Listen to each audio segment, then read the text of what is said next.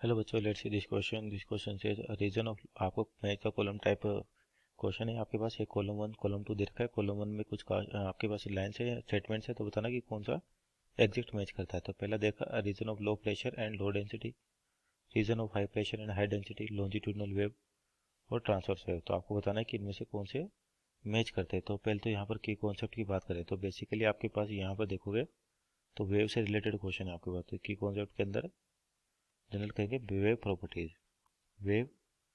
Properties या classification of waves कह सकते हो, उसके अकॉर्डिंग भी आपके पास तो किस कैटेगरी के अंदर आएगा, वेव प्रॉपर्टीज के अंदर। तो आपके पास जो वेव्स होती है दो टाइप की होती है, एक तो ट्रांसवर्स होती है, एक लॉन्जिट्यूडनल्स होती है। अगर direction of vibration of particles की बात करें उसके अकॉर्डिंग आपके पास वेव्स की डिफरेंट कैटेगरी, मैकेनिकल वेव्स होती है, नॉन मैकेनिकल वेव्स होती हैं। तो यहाँ पे ट्रांसवर्स लॉन्जिट्यूडनल के बारे में दे रखा है। तो according to propagation of particles about mean position पे भेज दे। तो जैसे आपके पास लॉन्जिट्यूडनल वेव्स होते हैं ट्रांसवर्स, तो ट्रांसवर्स वेव को देखो पहले तो अपन ट्रांसवर्स वेव्स। तो ट्रांसवर्स वेव्स के अंदर क्या होता है, आपके पास जो पार्टिकल का वाइब्रेशन होता है।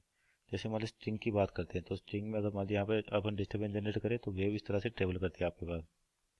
वेव ट्रेवल का मतलब इसके अंदर जो एनर्जी है और जो पार्टिकल्स हैं इस डिस्टर्बेंस को क्या करते हैं, अपनी ही मेन पोजीशन पे वाइब्रेट करके आगे की ओर फॉरवर्ड करते हैं, यानी कि एनर्जी को आगे सप्लाई करते हैं विदाउट चेंजिंग देयर पोजीशन। ये केवल अपनी मेन पोजीशन पे वाइब्रेट करते हैं। तो इसका मतलब ट्रांसवर्स वेव्स के अंदर क्या होता है, जो पार्टिकल्स है डायरेक्शन ऑफ प्रोपोगेशन के परपेंडिकुलर वाइब्रेट करते हैं। ये डायरेक्शन ऑफ प्रोपोगेशन होगी और पार्टिकल्स के परपेंडिकुलर। तो यहाँ पे देखते हैं कि आपके पास क्या होगा, particle oscillates at right angle, particle oscillates in the same direction. इसका मतलब ट्रांसवर्स के अंदर होता है कि particle oscillate at the right angle, यानी कि डायरेक्शन ऑफ प्रोपोगेशन। तो डी का क्या हो जाएगा, वन हो जाएगा आपके पास।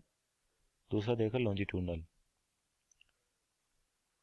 तो लॉन्जिट्यूडनल में आपके पास बात करते हैं लॉन्जिट्यूडनल वेव में पार्टिकल्स कैसे वाइब्रेशन करते हैं, लॉन्जिट्यूडनल वेव्स। तो लॉन्जिट्यूडनल वेव्स का मतलब क्या होता है कि जो पार्टिकल अपने मेन पोजीशन के about in the direction of propagation vibrate करता है अबाउट मेन पोजीशन, जैसे कि साउंड वेव्स में होता है आपके पास। तो साउंड वेव्स आपके पास मैकेनिकल वेव्स होती है, लेकिन कौन सी थी, लॉन्जिट्यूडनल।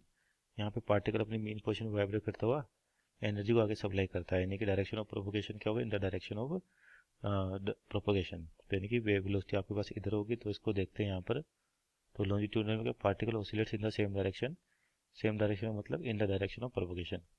तीसरा region of low pressure low density, region of high pressure and high density, यानी कि साउंड वेव से रिलेटेड है दोनों स्टेटमेंट आपके पास।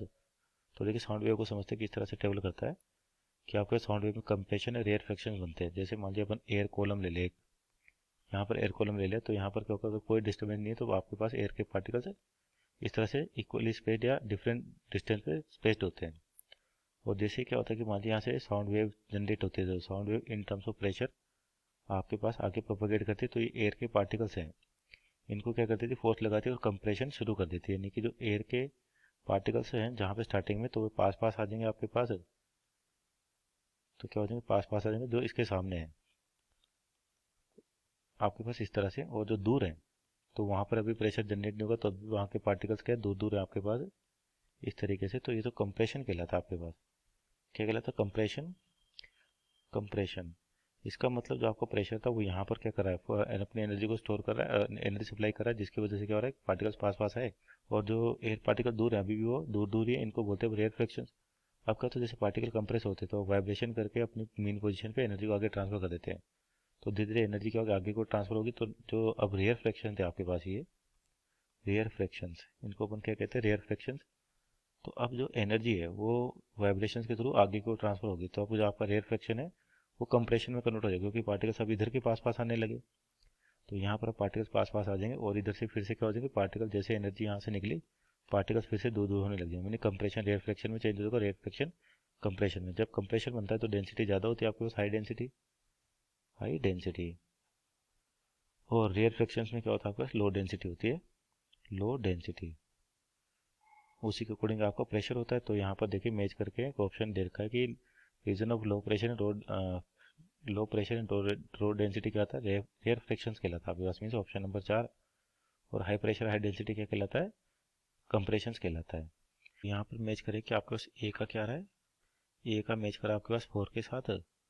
बी की बात करें तो बी हो रहा है आपके पास 3 के साथ, सी आपका 2 के साथ, और डी किसके साथ होगा, 1 के साथ। तो यानी कि ऑप्शन चेक करते हैं A4, यानी कि option number C 4321, that is option number C is our right answer. Hope you understood well. Best of luck.